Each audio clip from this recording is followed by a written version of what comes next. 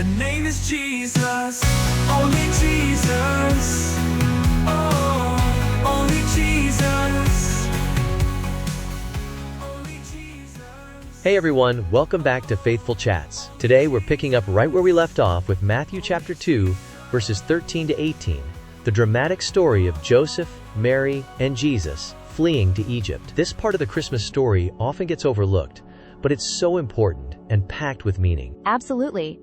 It's such a stark contrast to the joy of the Magi's visit. Right after they leave, an angel appears to Joseph in a dream with a warning.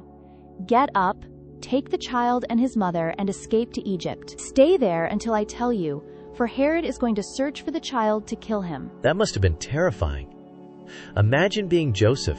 He's just welcomed Jesus into the world, and now he's told to flee in the middle of the night to protect him. It really highlights Joseph's faith and obedience, doesn't it? He doesn't hesitate. Matthew says Joseph, quote, got up, took the child and his mother during the night, and left for Egypt. No delay, no questioning, just immediate action. It's a great reminder that sometimes following God's plan means stepping out in faith, even when it's scary or inconvenient. Absolutely.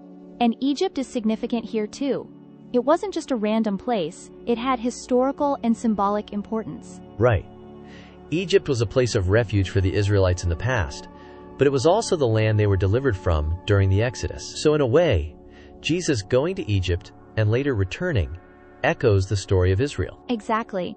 And Matthew even connects this to prophecy. He quotes Hosea chapter 11 verse 1, "Out of Egypt I called my son." It's another way of showing how Jesus fulfills God's promises and is the true deliverer. But then, the story takes a heartbreaking turn.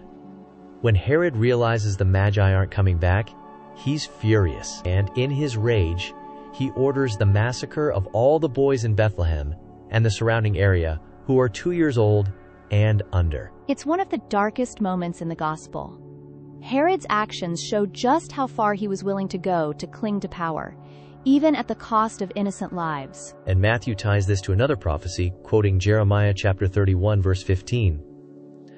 "A voice is heard in Ramah, weeping and great mourning, Rachel weeping for her children and refusing to be comforted because they are no more." It's such a sobering part of the story. The weeping of Rachel symbolizes deep sorrow, but it's also part of a larger narrative of hope and redemption. That's an important point. Even in the midst of tragedy, God's plan is still unfolding. Jesus' survival reminds us that nothing can stop God's purposes. And it also points to why Jesus came.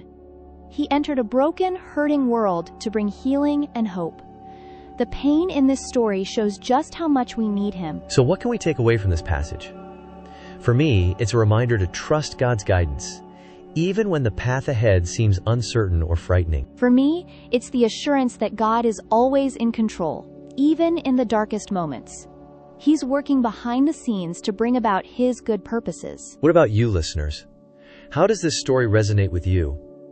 How have you seen God guide or protect you in unexpected ways? We'd love to hear your thoughts, so send us a message or comment on our page. And next week, we'll continue with the next part of Matthew's Gospel, where Joseph and his family return from Egypt. It's another powerful moment you won't want to miss. Thanks for tuning in to Faithful Chats. See you next time. As we wrap up today's episode, we want to remind you that we don't shy away from difficult topics just like the Bible. We believe tackling challenging subjects head-on is important, because that's how we grow and learn together. However, we know that sometimes these kinds of conversations don't exactly help with the algorithms. So if you found today's episode valuable, we'd love for you to share it with friends, Christian or otherwise. Help us spread these important messages far and wide. If you'd like to support the creation of these episodes and help us continue diving into tough but essential topics, consider becoming a patron or grabbing some merch. All the information is below. Your support makes all the difference. Thank you for listening. And until next time, keep growing in faith, truth, and love.